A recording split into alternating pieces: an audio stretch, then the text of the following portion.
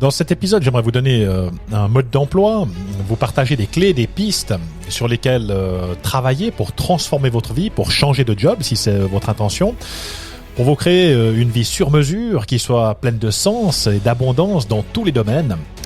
Alors bonjour à chacune et à chacun d'entre vous, ici Christophe Baïs, coach de vie et entrepreneur. J'accompagne les hommes et les femmes qui veulent vivre une vie pleine de sens et d'abondance dans tous les domaines.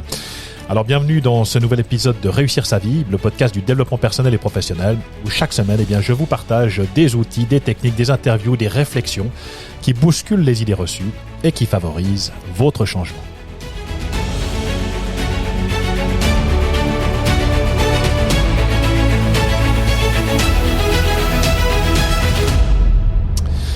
Alors bonjour à chacune et à chacun d'entre vous et bienvenue dans ce nouvel épisode de Réussir sa vie. Aujourd'hui un sujet, je pense qui concerne un grand nombre de personnes, celui de changer sa vie, de transformer cette vie pour en faire finalement, n'ayons pas peur des mots, une véritable œuvre d'art, quelque chose qui vous corresponde réellement, quelque chose qui vous donne envie de vous lever le matin, quelque chose qui soit accordé avec cette personne que vous êtes profondément.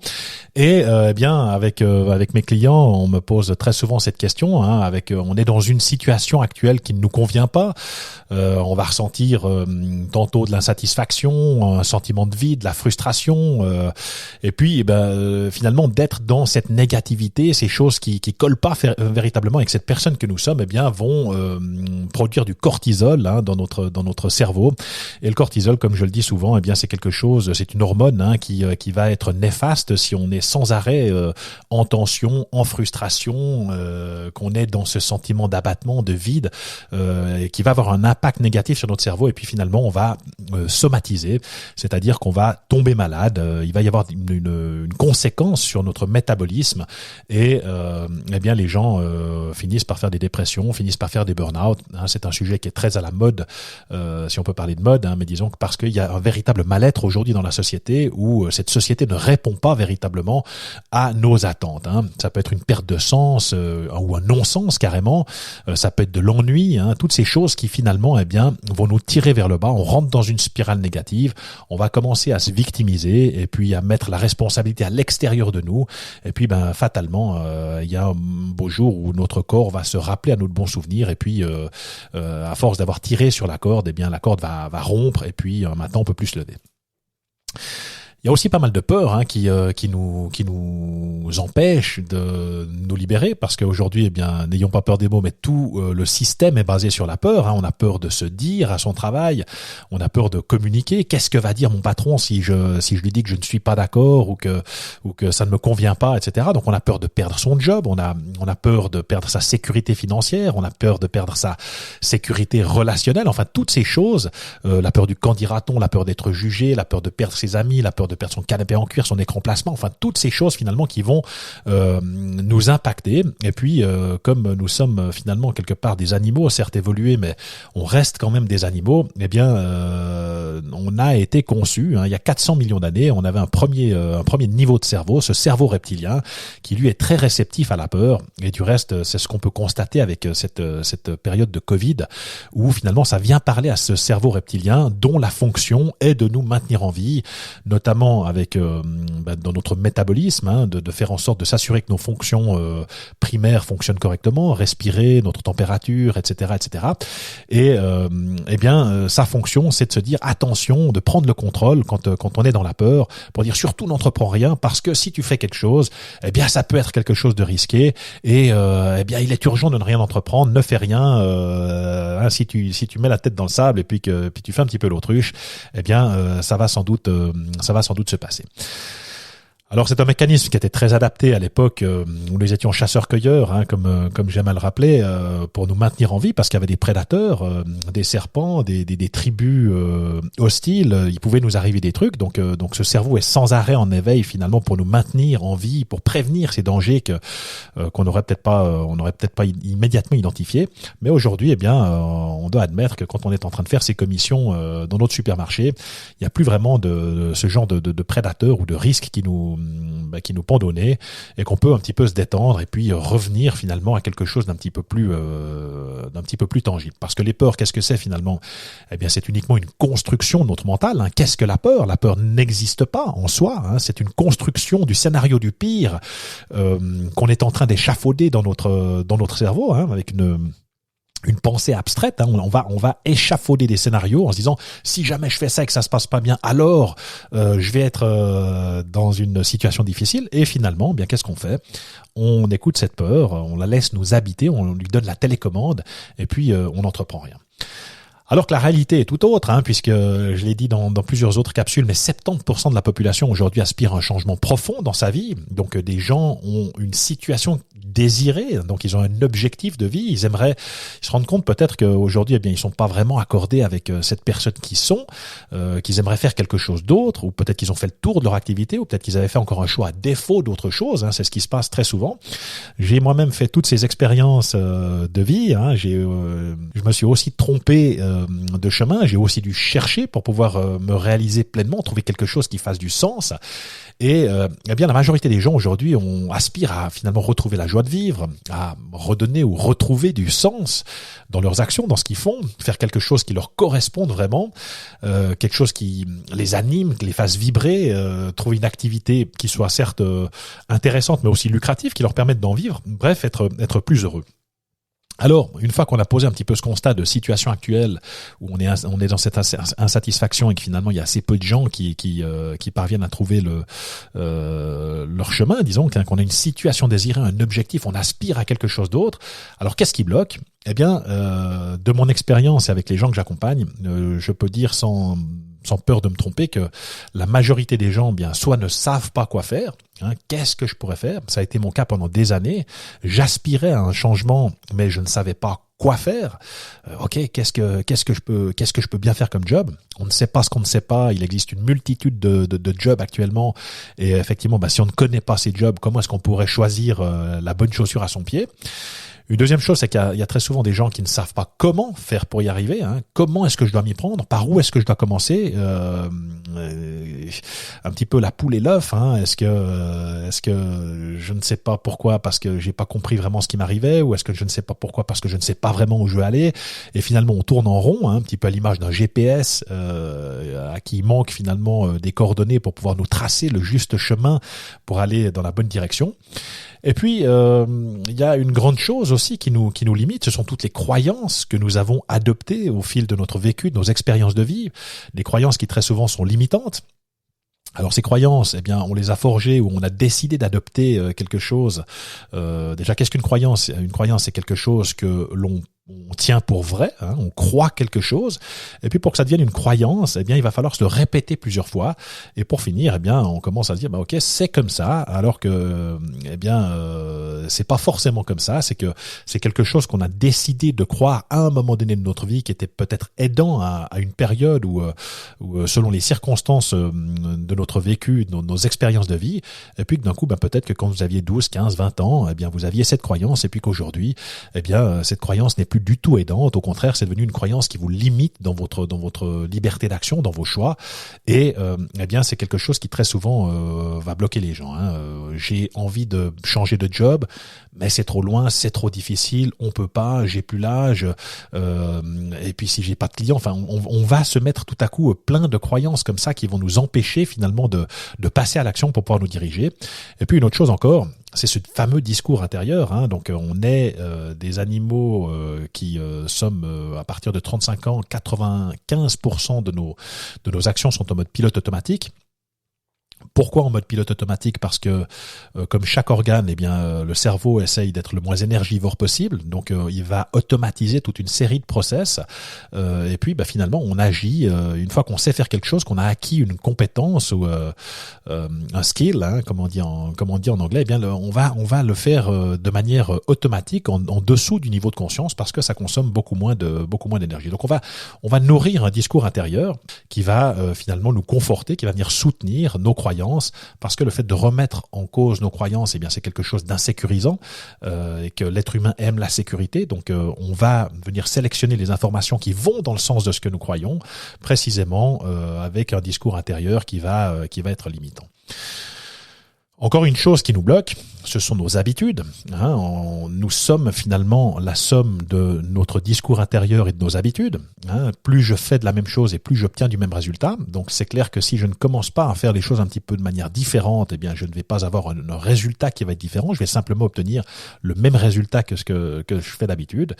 Et effectivement, bien si dans mes habitudes, je vais mettre au boulot dodo, et puis quand je vais vite faire mes commissions, je fais à manger, et puis je me pose devant la télé, devant Netflix, et puis je ne prends jamais le temps de réfléchir par rapport à ce que j'ai envie de faire, de comment est-ce que je pourrais faire pour parvenir à transformer ma vie, eh bien on reste dans cette habitude, et puis les journées passent, les semaines, les mois, puis finalement on arrive un beau jour avec des regrets. Encore une chose qui bloque très souvent les gens, eh bien, c'est que je n'ai pas conscience de qui je suis profondément. Et là, on remonte on peut dire à Mathusalem, mais en tout cas à Socrate. Socrate, je l'ai déjà dit dans plusieurs capsules, mais effectivement, ce philosophe qui disait moins 500 avant Jésus-Christ, qui exhortait finalement les gens qui venaient le trouver de connais-toi toi-même et tu connaîtras l'univers et les dieux. Et pour Socrate, eh bien, une personne qui ne s'était pas livrée à l'introspection, de se dire ok, mais qui est-ce que je suis profondément, vivait une vie qui ne valait pas la peine d'être vécue. Et moi, je suis assez d'accord avec cette phrase, même si c'est une injonction qui est dure, pour dire ok, effectivement, si je n'ai pas pris le temps de me dire mais qui est-ce que je suis, qu'est-ce que je veux, qu'est-ce que je dois nourrir chez moi pour pouvoir être plus heureux, eh bien comment peut-on prendre les bonnes décisions, des décisions éclairées, des décisions avisées pour pouvoir aller dans la direction de ce qui est bon pour nous. Une chose sur laquelle je travaille beaucoup aussi avec mes clients, c'est sur la conscience de ses propres besoins, de ses besoins intrinsèques. Et là, je parle pas des besoins de la pyramide de Maslow, donc manger, boire, dormir, etc., mais véritablement de ces besoins psychologiques fondamentaux. Qu'est-ce qui constitue ma personnalité? Qu'est-ce qui va générer mes comportements? Qu'est-ce que je dois nourrir chez moi pour être dans la facilité, dans la motivation? Quels sont mes drivers qui va m'apporter du plaisir, de la joie, du bonheur? Parce que si je n'ai pas conscience de mes besoins, une fois encore, eh bien, je vais pas pouvoir poser des actions, je vais pas pouvoir identifier précisément les zones de friction dans ma vie pour pouvoir ensuite transformer ma situation. Alors, on a énormément de gens qui n'ont pas conscience de leurs propres besoins intrinsèques, de leurs besoins psychologiques fondamentaux. Et puis, on se retrouve dans des situations, que ce soit au travail, que ce soit dans sa vie privée, avec son couple, avec ses enfants, avec ses amis, etc., dans des situations, finalement, où on est dans l'effort, où on est dans quelque chose qui va nous demander de faire un effort, de nous fatiguer, de nous causer du stress, de la frustration, qui vont aller à l'encontre de cette personne que nous sommes précisément. Et effectivement, encore une fois, ça vient de nouveau alimenter ce cercle vicieux qui nous tire vers le bas. Puis j'en ai déjà parlé, donc de ce mode pilote automatique, où le cerveau finalement est flemmard. C'est plus facile pour lui d'avancer en terrain connu. Et puis notre neurologie, la société nous a un petit peu formaté comme ça pour nous dire ok il faut que tu fasses comme ça, tu dois, on est souvent dans le il faut, tu dois, yaka, et puis on fonctionne de fil en aiguille alors que finalement personne ne nous apprend dès notre plus jeune âge à nous poser véritablement ces questions. Mais qui est-ce que je suis, qu'est-ce que je dois venir nourrir chez moi, est-ce que c'est vraiment bon pour moi? C'est pas parce que c'est bon pour les autres que ça l'est forcément pour moi.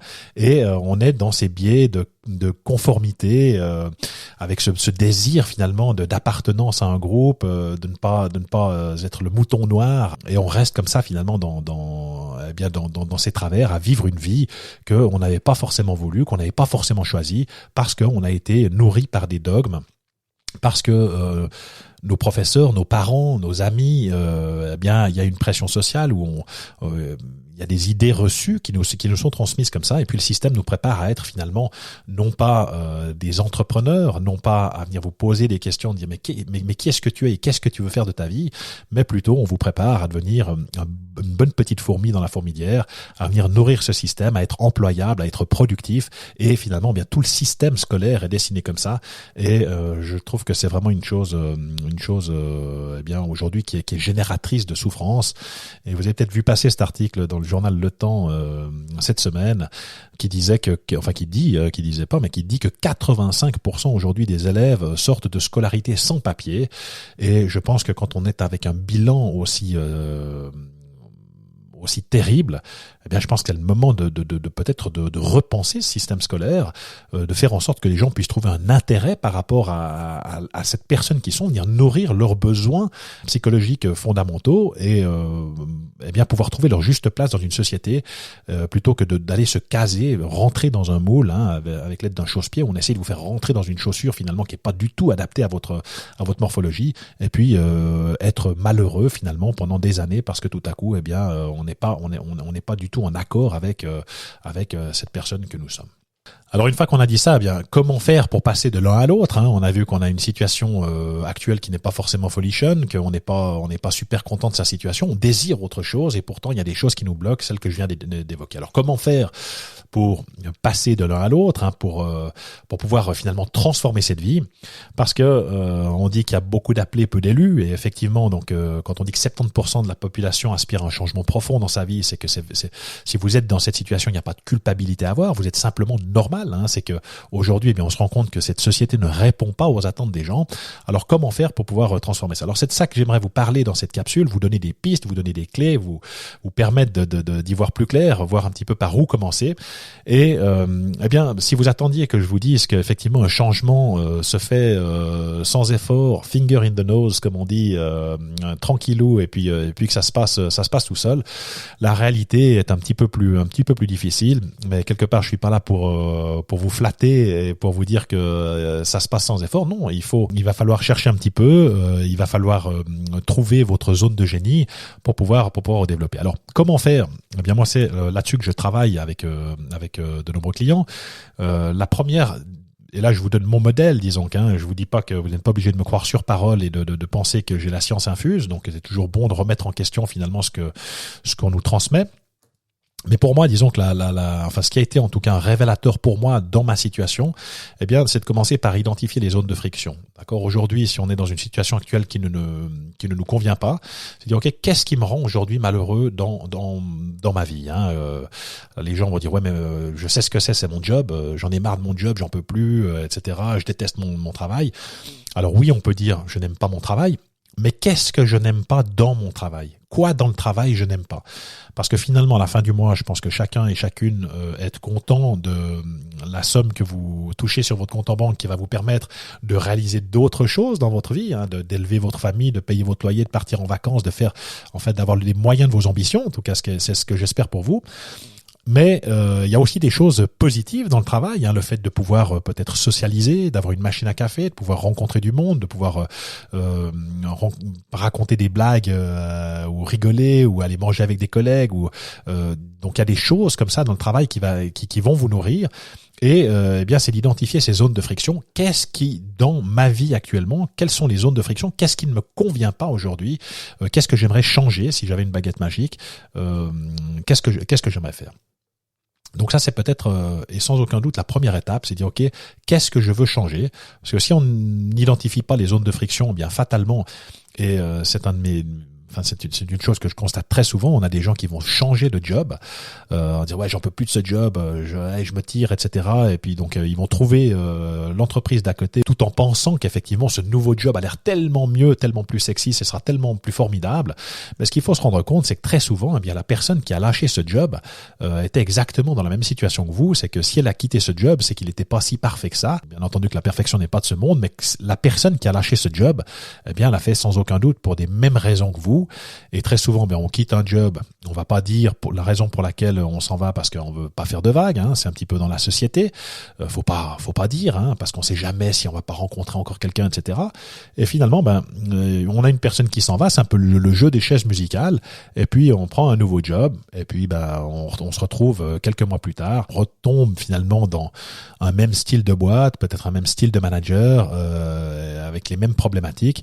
Et si on n'a pas réglé finalement ces zones de friction, si on ne sait pas exactement ce qu'on ne veut plus, c'est bien de savoir ce qu'on veut plus. Après, c'est mieux de savoir ce qu'on veut mettre à la place. Mais disons que la première étape, c'est de dire, OK, ça, j'ai plus envie. Deuxième étape, eh bien, c'est celle d'identifier ses besoins intrinsèques, dire qu'est-ce que je dois nourrir chez moi pour être heureux. Alors ça, c'est quelque chose que, des questions que vous pouvez vous poser. Qu'est-ce que je dois nourrir en moi? Moi, je travaille avec un outil qui est scientifiquement validé, qui permet de répondre à cette question très rapidement, plutôt que d'y passer des semaines ou des mois en introspection. Mais une fois que j'ai compris finalement ce que je dois venir nourrir chez moi, eh bien c'est un outil qui est prédictif aussi, hein, qui va vous permettre de voir à l'avance dans telle situation, je sais que je ne serai pas heureux parce que je vais me retrouver par rapport à telle problématique qui va me demander un effort, qui va me demander, qui va me fatiguer, qui va me demander de me pousser un petit peu comme ça en avant. Donc répondre et identifier à ses besoins intrinsèques, eh bien ça permet ensuite de poser les actions, des justes actions en pleine connaissance de cause pour pouvoir ensuite transformer ce qu'on a envie. L'avantage aussi d'identifier ses besoins, eh bien c'est la capacité d'améliorer sa relation aux autres, hein, de comprendre finalement comment fonctionnent les autres, mais aussi de communiquer ses besoins, donc faire des demandes qui soient tout à fait pertinentes, qui soient alignées avec cette personne que nous sommes profondément, et puis de pouvoir dire ben voilà, moi dans tel contexte, est-ce qu'on pourrait faire ceci ou cela parce que ça me conviendrait mieux, je me sentirais plus à l'aise, etc. Donc pouvoir venir nourrir ses besoins, communiquer efficacement, que ce soit au niveau de ses frustrations. Et une frustration, moi j'aime beaucoup dire que finalement c'est pas quelque chose de mal, une frustration, hein. Il y a pas de connotation négative à avoir par rapport à ça. Une frustration, ça indique simplement qu'il y a un gap, enfin une différence finalement entre la situation actuelle et puis la situation que nous désirons. Et eh bien le fait de pouvoir conscientiser ce gap, ça signifie simplement qu'il y a un axe d'amélioration qui est possible et que eh bien en faisant peut-être des réglages tout simple, hein, eh bien ça permet de changer radicalement son ressenti, sa qualité d'être et sa qualité de vie. Troisième étape, c'est celle d'identifier vos valeurs, parce que nos valeurs finalement c'est un petit peu l'ADN de qui vous êtes, hein, c'est un petit peu la colonne vertébrale, c'est ce qui vous porte, c'est ce sur quoi vous allez mettre de l'emphase, ce sont vos importants dans la vie, c'est ce pourquoi vous avez envie de vous battre, que vous avez envie de transmettre aussi, par exemple à vos enfants, hein. Donc quand nos valeurs sont nourries, eh bien on est en adéquation, on est aligné avec la personne que nous sommes. Et puis quand nos valeurs ne sont pas nourries, eh bien qu'est-ce qui se passe? Vous en avez sans doute déjà fait l'expérience. Si on prend un exemple trivial, par exemple l'injustice, hein, si la justice est une de vos valeurs et que vous vivez l'injustice au quotidien, eh bien tout de suite ça fait quelque chose dans votre ventre, dans votre estomac, ça peut générer de la colère, de la frustration, des sentiments comme ça qui peuvent être extrêmement violents et de nouveau qui vont vous tirer vers le bas. Et je discutais avec un psychiatre renommé sur Genève et qui me confirmait, disons qu'on discutait justement de ce problème de valeur. Il y a énormément de gens qui tombent aujourd'hui en dépression précisément parce que leurs valeurs ne sont pas nourries et qu'on est en inadéquation avec ces choses qui sont si importantes pour nous et sur lesquelles on va mettre tant de force et d'emphase pour pouvoir venir les nourrir. Quatrièmement, c'est de déterminer le sens, d'accord? Parce que le sens, aujourd'hui, il y a énormément de gens qui se plaignent d'avoir perdu le sens de leur activité. La raison en est par rapport à la spécialisation, hein, on est devenu des petits rouages dans une grande machine. Et puis le fait d'avoir un petit peu à l'image d'un hamster qui court tous les jours dans sa roue, peut-être que vous avez une pelle de travail quand vous arrivez le matin, que vous commencez à taper dedans et puis qu'elle diminue, et puis à la fin de la journée elle a diminué, puis le lendemain matin il y a de nouveau du boulot dans la pelle. On est en train de faire peut-être un travail administratif, un travail rébarbatif, un travail qui vous éclate pas forcément, et puis on est complètement déconnecté de mais à qui est-ce que ça sert, à quoi ça sert ce que je suis en train de faire, pourquoi est-ce que je me lève le matin? Et si on ne détermine pas le sens, eh bien c'est très difficile de pouvoir trouver de la motivation, parce que c'est le sens véritablement qui va donner de la motivation. Si je fais quelque chose qui fait du sens pour moi, alors je vais trouver de l'énergie, je vais trouver de la motivation, parce que ça vient précisément nourrir quelque chose. Et le sens, on va avoir trois définitions au sens. On a d'abord une notion de direction, hein, donc quel sens est-ce que ça donne à ma vie, dans quelle direction est-ce que je vais, hein, si je vais de Genève à Paris ou de Paris à Genève, c'est pas le même sens. Donc quand je fais ce que je suis en train de faire, quel est le sens que ça vient faire chez moi, dans quelle direction est-ce que ça donne à ma vie. On a une deuxième signification, au bon sens, qui est celle de signification précisément. Qu'est-ce que ça signifie pour moi, ce que je suis en train de faire? Est-ce que ça vient nourrir la personne que je suis en termes de valeurs, en termes de besoins, en termes de qualité d'être, de qualité de vie? Et puis la troisième définition au terme sens, c'est un terme de ressenti, hein, nos 5 sens. Qu'est-ce que cela me fait ressentir? Comment est-ce que je me sens quand je suis en train de faire ce que je suis en train de faire? Donc une fois qu'on a fait ça, effectivement, eh bien on sait exactement qui nous sommes. Hein. Je sais ce que je veux plus, je sais ce que je dois venir nourrir chez moi, je sais quels sont mes importants, je sais la direction que j'ai envie de donner à ma vie. Et c'est là que, eh bien, il va falloir faire un travail finalement de mise à jour de ces croyances, un petit peu comme sur un ordinateur. Hein. Parce que vous comprenez aisément que si vous faites tourner encore, bon moi je suis sur Mac, mais pour les gens qui sont sur Windows, si vous êtes sur Windows 98 et puis qu'on est en 2021, ben vous vous rendez compte que les programmes vont sans aucun doute avoir de la difficulté à tourner et puis ça va être compliqué d'aller surfer sur le net. Hein, donc il va falloir faire ces mises à jour. Donc ces croyances limitantes, on n'en a pas forcément conscience, hein, qu'on est dans une croyance limitante, mais venir remettre finalement en cause d'où est-ce que je tiens cette croyance? Est-ce que cette croyance est vraie? Est-ce qu'il n'y a pas des cas ou des contextes qui infirment ma croyance? Est-ce que c'est toujours comme ça? Ou est-ce qu'il n'y a pas des exceptions à cette règle? Donc venir retravailler là-dessus. Et on a des croyances par rapport aux choses qui nous entourent, mais on a aussi des croyances limitantes par rapport à nous-mêmes, par rapport à nos compétences, des étiquettes qu'on est venu nous coller finalement tout au long de notre vie. Et il va falloir véritablement se débarrasser de ces étiquettes, venir les identifier, éradiquer ces mauvaises pensées qui vont nous limiter pour pouvoir progresser. Parce qu'une des grandes problématique, hein, je parlais tout à l'heure des habitudes, hein, si effectivement je suis tout le temps en mode pilote automatique et que je fais sans arrêt la même chose, eh bien je ne vais pas pouvoir aller dans la direction de ce qui m'anime, dans ce soi idéal, hein, comme on dit en psychologie. Donc on a le soi actuel, donc c'est la personne que nous sommes maintenant, qui est la somme de nos habitudes et de la psychologie que nous avons actuellement. Et puis si on rêve de devenir une autre personne, de faire quelque chose d'autre, de progresser, d'évoluer, eh bien, il est entendu que si on garde les mêmes habitudes, si on garde la même psychologie, eh bien, on va faire du surplace et qu'il va être essentiel de venir incrémenter, implémenter de nouvelles habitudes. D'accord, changer notre manière de faire, faire des petits pas, mettre en place des nouveaux rituels, de nouvelles habitudes, hein, pour pouvoir transformer ça à l'aide également d'une nouvelle psychologie. Tant que je crois ce que je crois, je ne peux pas progresser.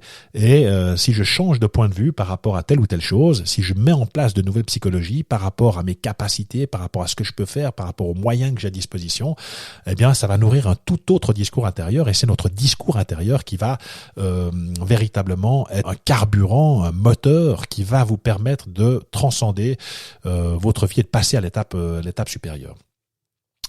Et puis se libérer de ses peurs, c'est également par rapport à ses croyances, eh bien venir se libérer de ces peurs qui nous empêchent d'avancer, hein, cette peur du jugement, cette peur de l'échec, cette peur du regard des autres, ce syndrome de l'imposteur, les doutes, les incertitudes qu'on va avoir, qui viennent systématiquement allumer une petite lumière rouge dans notre cerveau, puis dire attention, fais attention, on ne fait rien. Eh bien, il va falloir travailler aussi sur ces peurs, venir revoir un petit peu la vision qu'on a de toutes ces croyances qui ne sont que des croyances, qui sont bâties finalement quelque part sur le sable pour pouvoir transformer ça. Et puis une chose qui est essentielle à mon sens, et je travaille beaucoup là-dessus, c'est sur le fonctionnement du cerveau. Donc comprendre comment est-ce que fonctionne notre neurologie, parce que j'ai parlé tout à l'heure du cerveau reptilien, mais il y a 3 étages au cerveau qui sont apparus finalement au fil de l'évolution sur ces 400 millions d'années passées. Et il faut comprendre que vous avez la possibilité de reprogrammer votre vision du monde. Hein, il s'agit non pas là de nier ce que j'ai vécu, mais de regarder devant moi en faisant le choix de ne plus subir les conséquences de mes mauvais souvenirs, devenir positif. Hein, et là, je parle pas de la méthode Coué où tout va bien, mais c'est-à-dire changer de mindset, parce que mon cerveau va recevoir des images qui naissent de mes émotions. Et si je suis dans un émotionnel négatif, les images qui arrivent sont des images négatives et ça va impacter finalement toute notre vie. Je ne sais pas si vous êtes au fait de la physique quantique aujourd'hui. Donc il y a des choses qui sont absolument phénoménales en physique quantique où on se rend compte que finalement il y a un potentiel illimité dans la vie. Hein. On est en quelque sorte dans une sorte de matrice et que ce sur quoi je place mon attention va prendre de l'expansion. Si je me dis mon job ça fait chier, merde, oh, quelle horreur, ça fait chier, etc. Puis qu'on est sans arrêt en train de ressasser cette idée, eh bien finalement mon job qui fait chier occupe tout mon espace mental. J'ai plus de place pour autre chose. Je suis simplement en train de mettre le doigt sur mon problème et puis ça m'aveugle complètement. Je suis contre le tronc d'arbre et puis je vois pas du tout. C'est l'arbre qui cache la forêt. Je vois pas du tout ce qui se passe, tous les chemins de traverse, les croisements, les possibilités, les opportunités qui pourraient se présenter à moi. Et eh bien, c'est véritablement de comprendre ce fonctionnement du cerveau pour pouvoir ensuite identifier, voilà, là je suis dans tel schéma de fonctionnement. Ok, j'ai plusieurs schémas à disposition et ok, si je fais comme ça, alors je vais pouvoir transformer ma vie. Parce que le cerveau ne fait pas la différence entre le bien et du mal, ce qui est vrai de ce qui est faux. Il n'est pas là pour ça, c'est pas sa fonction. Le cerveau est uniquement là pour trouver des solutions aux problèmes que je lui adresse, mais si je suis seulement en train de regarder le problème, que je suis en train de me lamenter sur mon sort, eh bien fatalement il n'arrive pas à me dresser un parcours, à poser des actions, à échafauder des plans pour pouvoir me permettre d'aller plus loin. Donc se débarrasser de la négativité, c'est une condition sine qua non. Tant que je vais rester dans une dynamique négative, eh bien comme je le disais, ce sur quoi je mets mon intention prendre l'expansion, et je programme en fait, ce faisant, un contexte négatif dans mon cerveau. Si je visualise souvent, ou même sans cesse, des pensées qui sont sombres, que je regarde des choses qui sont négatives, ce qui se passe à la télé, le téléjournal, etc. Tout ça va venir nourrir finalement un dialogue intérieur négatif, des peurs, un sentiment de stress, d'anxiété, et ça va pas être de nature finalement à vous aider par rapport à ce développement, par rapport à cette vie épique à laquelle vous aspirez. Et puis une chose encore à prendre en compte, eh bien, c'est apprendre à se servir de ces émotions, parce que émotion, je le dis souvent, mais vient du latin emovere qui signifie mettre en mouvement. Donc l'émotion est là pour nous communiquer que quelque chose est ok pour nous ou que quelque chose n'est pas ok pour nous. Et quand mon corps me communique une émotion négative, il est simplement en train de me dire ok, là il faut que tu bouges, il faut que tu fasses quelque chose pour pouvoir transformer ça. Et si je mets un mouchoir dessus et puis que je ne fais rien, eh bien de nouveau production de cortisol, stress, frustration, on va descendre en émotion négative, alors qu'en fait le fait de dire ok, d'accord, je t'ai entendu, d'accord, ce truc est pas bon pour moi, il faut que je change cela, et eh bien ça va nous permettre de poser des actions pour aller véritablement dans une destination, atteindre un objectif qui fait du sens pour nous, où on va se sentir mieux, qui va venir nourrir nos importants, nos valeurs, donner du sens, etc., etc. Donc apprendre à servir de ces émotions, même si aujourd'hui on nous éduque en disant t'es un homme, faut pas pleurer, ou t'es trop émotionnel, les émotions ont une raison d'être. Nous avons toutes et tous des émotions. Du reste, on n'a aucun contrôle sur ces émotions puisqu'elles jaillissent en une milliseconde. Et eh bien, elles sont là pour nous indiquer que quelque chose est bon pour nous ou n'est pas bon pour nous. Donc ça, c'est aussi quelque chose véritablement qu'il est important de pouvoir prendre en considération. Alors, j'aimerais vous dire encore un mot par rapport à la capacité de changer de vie. Eh bien, c'est notamment de comprendre le nouveau paradigme, la nouvelle économie qui est là, qui s'est mise en place aujourd'hui, les nouvelles opportunités qui s'offrent à chacune et chacun d'entre vous. J'aimerais vous dire deux mots par rapport à ça, parce que c'est sans aucun doute quelque chose qui va pouvoir vous aider à pouvoir trouver finalement votre zone de génie, ce que vous avez envie de faire. Et eh bien, on est à la 4e révolution industrielle actuellement, avec l'avènement des imprimantes 3 dimensions. Donc on est dans une innovation absolument extraordinaire et exponentielle. Et ce qu'il faut comprendre, c'est que en 1454, Gutenberg a inventé l'imprimerie, et ça a été un changement de paradigme. Pourquoi ? Parce qu'avant, eh bien, c'était la tradition orale. On pouvait également écrire, mais on écrivait un livre, et puis il y avait qu'une personne qui pouvait lire le livre à la fois. Et puis, si vous vouliez avoir accès à l'information, eh bien, il fallait soit avoir une école, une université, une bibliothèque à côté de chez vous, et puis c'était réservé finalement à une élite ou à des gens qui étaient nés avec une cuillère en argent dans la bouche, qui avaient les moyens de pouvoir être envoyés aux études, etc. Puis pour le roturier, pour le bas peuple, quelque part, eh bien, on était condamné à travailler au champ et puis à faire des activités, des travaux de force pour pouvoir subsister.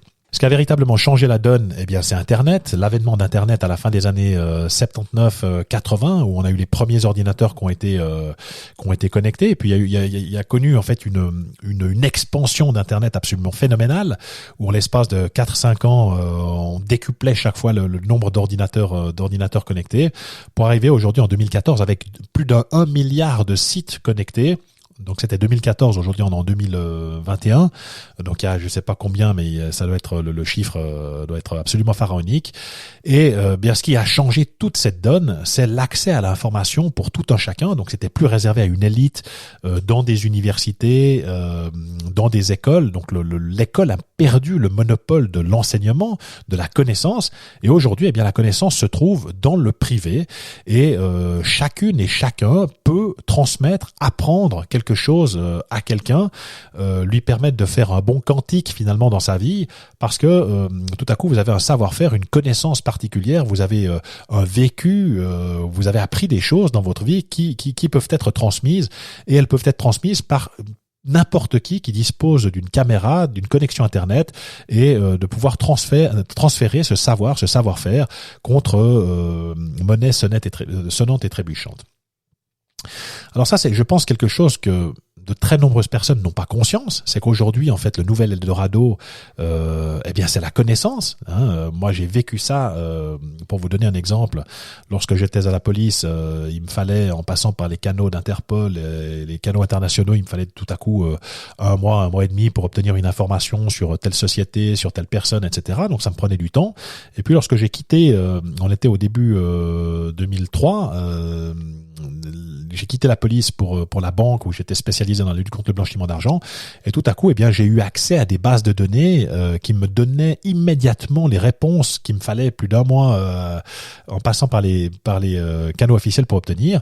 Et ça veut dire qu'effectivement, ça fait des années, ça fait 20 ans exactement que eh bien la connaissance est passée aujourd'hui dans le domaine privé et n'est plus dans le domaine public. Donc aujourd'hui, eh bien, vous savez que vous avez possibilité de vous former dans n'importe quel domaine, y compris des formations certifiantes, 24 heures sur 24, depuis n'importe où. Tout le monde a accès à cette connaissance, et ça, c'est un véritable game changer, parce que ça veut dire que chaque personne qui a une petite compétence, une passion, quelque chose qui l'intéresse, eh bien, est susceptible de pouvoir transmettre cette information à d'autres personnes. Et si vous pouvez résoudre le problème d'une personne, si vous avez eu, que ce soit des expériences positives ou négatives dans votre vie, eh bien, ça va, si vous arrivez à faire un raccourci à une personne, à lui apprendre comment faire pour ne pas tomber dans les mêmes pièges, pour pouvoir gagner de la vie, de la vitesse, pour atteindre un objectif, réaliser quelque chose, ou augmenter ses connaissances dans un domaine particulier, eh bien, il y a si ça intéresse quelqu'un sur cette planète, si ça vous intéresse, eh bien, il y a sans aucun doute quelqu'un quelque part qui est aussi intéressé par la même thématique, la même problématique, et qui va vous permettre de monétiser finalement ce savoir-faire. Donc ça, c'était pour vous expliquer finalement un petit peu ce nouveau paradigme qui aujourd'hui est en vigueur. Il y a beaucoup de gens qui n'ont pas encore conscience que finalement, effectivement, c'est la connaissance aujourd'hui qui est véritablement la nouvelle richesse, le nouvel Eldorado. Et puis, ce qui est formidable avec la connaissance, c'est que c'est quelque chose que vous pouvez transmettre. Alors de personne à personne, mais vous pouvez créer, finalement, vous pouvez devenir un créateur de contenu, un créateur de formation, un formateur, et vendre ces formations. Vous allez trouver une clientèle, si vous voulez, qui va s'intéresser à ces mêmes problématiques, et puis vendre votre infoproduit, votre formation qui va vous permettre finalement de réaliser un salaire. Je voudrais vous donner un exemple par rapport à ça. Je voyais l'autre jour une personne qui mettait en ligne un cours pour apprendre à cuisiner comme un chef, cours de 6 semaines, pour apprendre à se servir de couteau de cuisine, quel couteau pour quel aliment, apprendre à couper, à émincer les choses. Vous voyez, des fois on voit à la télévision là, des chefs qui coupent avec le couteau, tac, tac, tac, tac, tac, tac, qui arrivent à émincer, à faire des juliennes de légumes et des choses comme ça.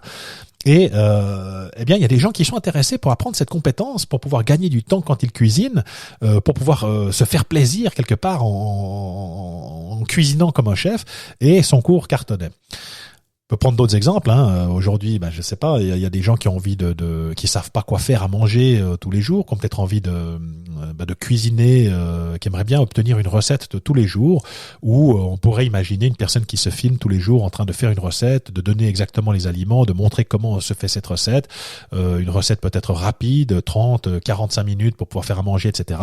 Et puis de faire un abonnement pour les gens. Et si vous imaginez que tout à coup, si vous trouvez je sais pas, si vous faites payer votre produit tous les jours, vous donnez une nouvelle recette aux gens qui reçoivent ça dans leur boîte email, ils ont leur petite vidéo, ils sont abonnés à votre programme, etc. Et puis ça leur donne des idées de cuisine, ils savent exactement quoi faire, comment faire, et surtout faire quelque chose de bon qui vient chatouiller leur papille gustative. Eh bien, sans aucun problème que vous avez des gens qui vont payer 5 francs, 10 francs, 20 francs par mois pour avoir accès à votre savoir-faire, à vos connaissances. Et si vous trouvez 100 clients, 1000 clients, 1000 clients à 20 francs par mois, c'est 20 000 francs par mois. Donc, vous dire effectivement le levier absolument phénoménal quand on sait que la francophonie mondiale, c'est 300 millions de consommateurs. Bien sûr, ces 300 millions de consommateurs, il y a sans aucun doute des gens qui vont s'intéresser à la même thématique, aux mêmes choses que vous et qui vont vous permettre finalement de pouvoir soit faire un revenu complémentaire, soit faire un revenu total dans quelque chose là-dedans. Et eh bien c'est véritablement quelque chose de nouveau que je pense peu de gens ont à l'esprit aujourd'hui, que la connaissance aujourd'hui, eh bien ça se trouve dans le privé. Vous êtes dépositaire d'une connaissance, d'un potentiel extraordinaire qu'il ne tient qu'à vous finalement à mettre en lumière. Donc identifiez votre zone de génie, donc ça c'est effectivement une thématique. Donc qu'est-ce que je vais pouvoir vendre, qu'est-ce que je sais faire, qu'est-ce que je peux faire, quelles sont mes expériences, quelles sont mes passions, donc il y a les domaines sont aussi vastes et infinis qu'il y a de nombre de personnes sur cette planète. Trouver finalement un créneau, une niche, et c'est pas parce que eh bien il y a déjà un produit qui se trouve sur le marché qu'il n'y a pas de place pour vous. C'est comme les coiffeurs, c'est comme les restaurants, c'est comme tout au monde. C'est pas parce qu'il y a un coiffeur en bas de chez vous que vous pouvez ouvrir un salon de coiffure. On a vraiment ce potentiel extraordinaire. Et puis se dire que finalement, les gens en général n'achètent pas un service, mais ils achètent une personne parce que ils sont connectés aux valeurs de cette personne, parce qu'ils sont connectés émotionnellement avec cette personne. Donc on s'identifie, on va se tirer vers des gens qui nous correspondent. Et puis le fait de dire tiens, j'aime bien cette personne, j'aime bien ce qu'elle dégage, j'aime bien sa façon de penser, et puis j'aime bien ce qu'elle fait à manger, par exemple. Eh bien toc, on va choisir ce produit parce que tout à coup ça nous correspond et que eh bien les gens qui se ressemblent s'assemblent, et c'est quelque chose d'absolument phénoménal. Et puis encore une chose, pour passer de l'un à l'autre, pour passer vers cette vie à laquelle vous aspirez, c'est de passer à l'action, parce que je le dis tout le temps, mais vous m'avez peut-être déjà entendu le dire, mais ce qui vous sépare aujourd'hui de votre objectif, ça se nomme l'action, et que sans action, il ne se passera rien. Moi, j'ai attendu pendant des années, je réfléchissais, qu'est-ce que je pourrais faire comme job, comment, pourquoi, etc. Puis je lisais les petites annonces, j'espérais que le téléphone sonne avec Spielberg au bout du fil qui me dise ok, le nouveau rôle dans le prochain blockbuster, c'est pour vous. Ces choses-là ne se passent qu'à la télévision, dans les films américains, mais en réalité, il y a très peu de chances que d'un coup ça vous tombe dessus. Donc si je ne passe pas à l'action, si je ne me mets pas en mode mouvement pour pouvoir aller vers mon objectif, il y a absolument aucune chance que votre objectif vous tombe dessus et que vous puissiez vivre cette vie à laquelle vous aspirez. Avoir des stratégies d'objectifs, c'est aussi quelque chose sur lequel je travaille. Un plan d'action, d'écrire un plan d'action, faire des petits pas, et bien faire des petits pas, c'est quelque chose de très important, parce que très souvent on se décourage simplement en regardant le sommet de la montagne, en se disant ouais mais bon, je vais jamais y arriver, c'est tellement haut, puis ça a l'air tellement dur, puis tellement loin, puis j'ai pas le temps, puis ça va me demander un effort, etc. Et si vous faites de la montagne, vous allez bien comprendre cette analogie, même du reste, même si vous en faites pas, vous allez la comprendre aussi. C'est que si vous partez pour monter sur l'Everest et puis que vous regardez sans arrêt le sommet, eh bien il y a de fortes chances que vos forces vous abandonnent, que vous ayez le sentiment de ne pas avancer, de ne pas progresser, que c'est pénible, c'est trop loin, puis finalement d'avoir les bras qui tombent. Alors que finalement, eh bien, de se concentrer sur faire un premier petit pas, puis un deuxième, puis un troisième, puis un quatrième, eh bien, ça permet d'avoir des petites étapes, des petites victoires d'étapes, de pouvoir se retourner retourner sur le chemin parcouru. Et puis c'est véritablement quelque chose qui va être de nature à booster votre motivation, à générer finalement ce sentiment de fierté de garder finalement intact cette motivation. Et puis la dernière chose que j'aimerais vous proposer dans cette capsule, c'est celle de se connecter à votre objectif. Parce que, et c'est la raison pour laquelle je pense qu'il est très important de venir en préambule identifier d'abord qui vous êtes, quelles sont les zones de friction, ce que vous voulez changer chez vous, ce que vous ne voulez plus. Parce que très souvent, on peut voir des choses autour de nous, peut-être une personne qui a un job, on va voir le produit fini, et puis on va se dire ah ouais, c'est tellement, j'aimerais tellement avoir sa vie, c'est fabuleux ce qu'il a fait, ce qu'il a réalisé, c'est génial. Et puis fantasmer un petit peu sur le côté waouh, ça a l'air trop cool ce qu'il fait, c'est génial, et sans prendre en considération que finalement il y a toute une série, il y a un process pour pouvoir arriver jusqu'à la destination, qu'il y a eu des itérations qui ont été faites, qu'il y a des choses qu'on n'a pas forcément conscience, qui sont en arrière-scène, et que le fait finalement de pouvoir avoir conscientisé de ce qu'on ne voulait pas, eh bien ça permet de pouvoir ensuite eh bien prévoir, anticiper ces choses, et puis s'assurer que l'effort qu'on va mettre finalement vers l'atteinte de notre objectif va porter ses fruits, qu'on va pouvoir se développer dans quelque chose qui fait véritablement sens pour nous, plutôt que d'arriver à destination puis dire ah mais c'est comme ça, si j'avais su je l'aurais pas fait, etc. Et puis se retrouver un petit peu bec de gaz dans une situation qu'on n'avait pas vraiment voulu. Et j'en parle en connaissance de cause, puisque moi c'est une erreur que j'ai faite dans ma vie lorsque j'ai quitté la police judiciaire pour la banque. Je ne savais pas quoi faire, on en revient, je savais pas quoi faire, je savais pas comment faire pour transformer ma vie, pour trouver finalement ma juste place, et j'ai eu une opportunité, c'était un choix à défaut d'autre chose que j'ai décidé de choisir. Et bien quand je suis arrivé à la banque, eh bien j'ai immédiatement compris que c'était pas du tout ma tasse de thé, que c'était pas fait pour moi, que c'était pas mes valeurs, que c'était pas une industrie qui me faisait vibrer, que j'étais pas du tout en accord avec ce truc-là. Et pourtant, eh bien j'y ai passé 15 ans de ma vie, 15 ans 10 ans de traversée du désert. Puis au bout de 10 ans, j'ai dit non, il faut que tu bouges, faut que tu fasses quelque chose. Donc j'ai décidé de passer à l'action. J'ai commencé à me former, j'ai commencé mon introspection, j'ai fait tout ce chemin dont je viens de vous parler, qui m'a finalement permis de pouvoir me lancer aujourd'hui à mon compte et de m'éclater quelque part, d'avoir du plaisir dans une vie qui fasse du sens pour moi, de pouvoir apporter des choses aux gens, de pouvoir les voir, les aider à se développer, et puis de pouvoir habiter ma vie, et le jour bien du jugement dernier, de pouvoir me retourner sur un parcours qui sans doute aura fait sens pour moi, quelque chose qui m'aura apporté quelque chose, j'aurais pu contribuer à cette société, et c'est quelque chose qui est très important pour moi. Donc se connecter à son objectif, c'est véritablement quelque chose de très important. La raison d'être, quelle est la raison d'être de mon objectif? Pourquoi est-ce que j'ai envie d'obtenir ce que je veux? Et ça peut être n'importe quel objectif. Si vous voulez une plus grosse voiture, quelle est la raison d'être de vouloir une plus grosse voiture? Qu'est-ce que ça va changer dans votre vie? Qu'est-ce que ça va vous apporter? Et puis se reconnecter à son objectif en termes de sens, quel sens ça vient donner à ma vie? Et puis faire appel également à votre VACOG, ce qu'on appelle le VACOG, le visuel, l'auditif, le kinesthésique, l'olfactif et le gustatif, venir vous faire des images de vous une fois l'objectif atteint, de ce que vous entendez, de ce que vous ressentez, de ce que vous sentez, ce que vous goûtez, etc. D'être dans cette émotion, parce qu'effectivement, eh bien, ce sont nos émotions qui vont gouverner notre vie. Et sur un plan quantique, justement, eh bien, le fait d'avoir ces ressentis positifs, de s'imaginer la chose comme atteinte, ce que ça va nous apporter, etc. C'est de nouveau quelque chose qui va booster votre motivation, qui va vous stimuler au passage à l'action, qui va nourrir finalement toutes les différentes étapes de ce processus. Parce que, in fine, et ça c'est aussi quelque chose que j'ai appris, c'est pas tellement la destination qui compte, mais c'est d'avoir du plaisir sur le chemin, sur la route sur laquelle on va cheminer tout au long de sa vie. Parce que atteindre un objectif, je parlais du mont Everest tout à l'heure, une fois que vous êtes arrivé en haut du mont Everest, eh bien ce que vous vous rendez compte, arrivé au sommet, c'est que de l'autre côté ça descend, puis qu'un peu plus loin il y a une autre montagne, et puis si vous la remontez, c'est la même chose de l'autre côté. Donc en fait, la vie, c'est un jeu qui se joue sur le long terme, et pas uniquement sur 3 mois, 6 mois ou dans une année, et que finalement, bien avoir du plaisir à vous développer dans quelque chose qui fait du sens pour vous, quelque chose qui vous anime, qui vous fait vibrer, eh bien c'est véritablement quelque chose qui donne de l'énergie, qui donne de la motivation, qui donne envie de se lever le matin, d'apprendre de nouvelles choses, de nouvelles compétences, de partager, de contribuer. C'est tout un tas de choses finalement qui sont véritablement, en tout cas à mon sens, extraordinaires.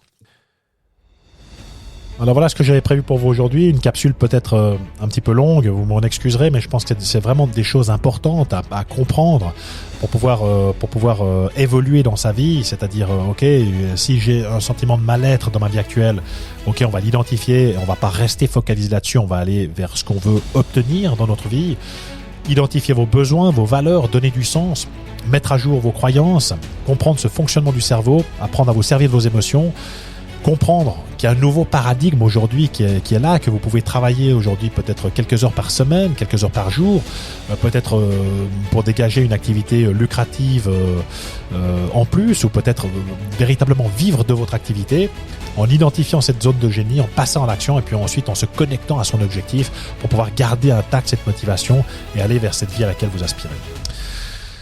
Alors voilà ce que j'avais prévu pour vous. Sachez que si vous n'êtes pas encore inscrit, si ce domaine vous intéresse, eh bien, je partage dans mes emails confidentiels tous les jours un email dans lequel je vous partage des clés, des secrets, des réflexions pour pouvoir précisément passer de la parole à l'acte, transformer cette vie, vivre une vie épique qui vous ressemble vraiment. Si ça vous intéresse, eh bien, je vous mettrai le lien sous ce podcast. Et il vous suffit simplement de vous inscrire et puis chaque matin, eh bien, on se retrouve dans votre boîte aux lettres pour de nouvelles aventures. Je vais vous laisser ici, je vous laisse réfléchir à tout ça. Je vous souhaite le meilleur et jusqu'à notre prochaine communication, je vous dis au revoir tout le monde.